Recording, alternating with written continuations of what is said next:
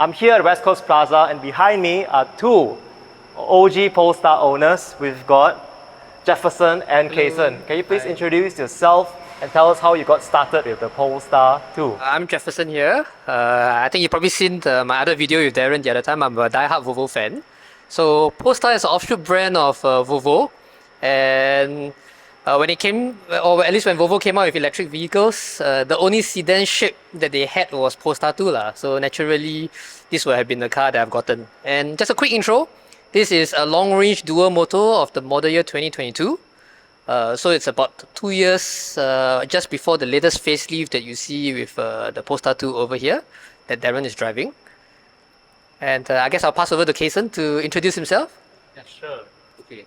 So mine is the single motor standard range 2023 model year.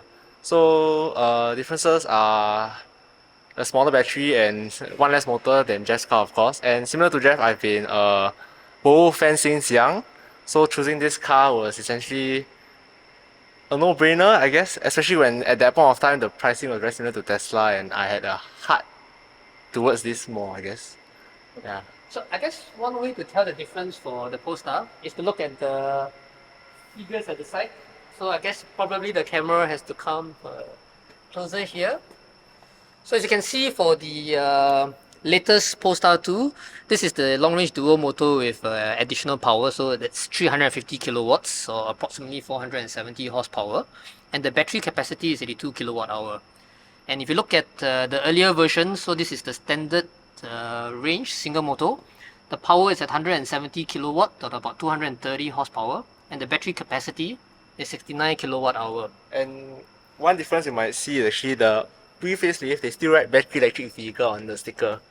Whereas the new model, they have embraced the battery electric vehicle portion. Yep. If you do a quick look at my version of it,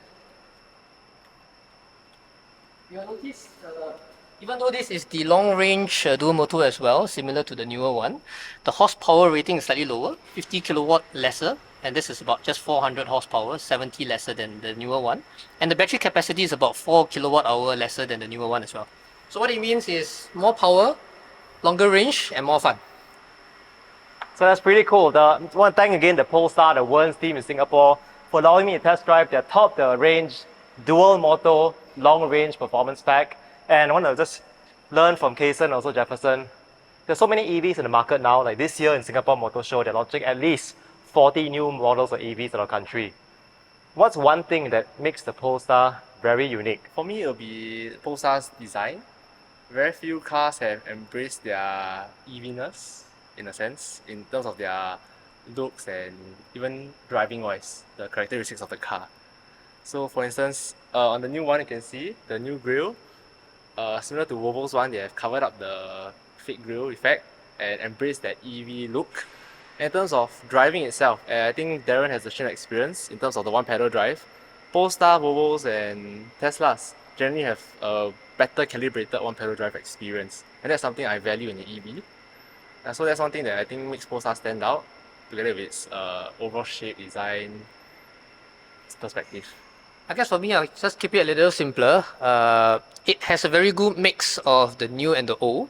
So like what Kason mentioned, the one pedal drive and how the EV feels in general, it's a bit Tesla-ish. There's some minimalism to it. You have Android Auto inside, which makes it also quite high-tech and convenient. But at the same time, it retains traditional features like a speedometer that you see in a typical car. And the driving dynamics and handling is also like what you expect from a performance sedan.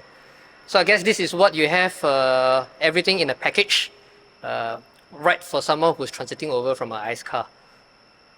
I fully agree.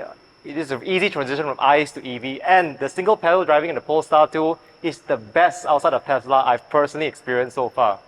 If you have experienced any good single pedal driving that is on by default, what I mean by that is some other car brands, right? You turn on single pedal driving, the next time you start the car, it's off again. Very fun. This is the best always on single pedal driving experience I've had outside of Tesla. What's your experience? Now, one final question for both of you. So we had a nice test ride of the 2024 Polestar 2. What is the most practical difference you notice compared to the earlier versions of Polestar 2? practical, I guess, would be range.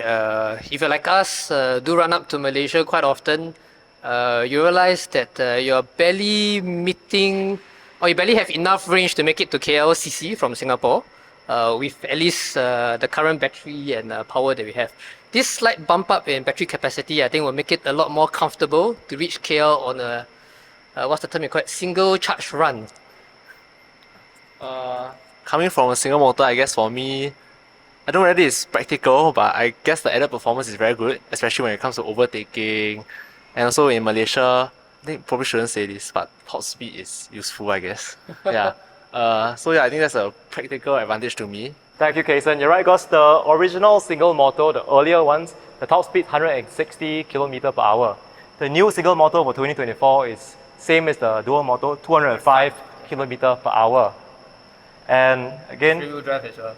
they also switched from front wheel drive to rear wheel drive.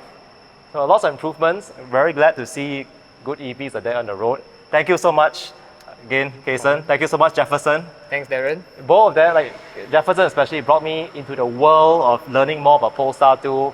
You came for Tesla events also, or charity drives, our light shows, and I've learned so much. So let us know what questions you have for any of the Polestar 2 owners behind, or wannabe drivers here in front, which is a newbie. If you found this video useful, please click the like button and hit subscribe to stay updated to more videos on EVs. Thank you. See you.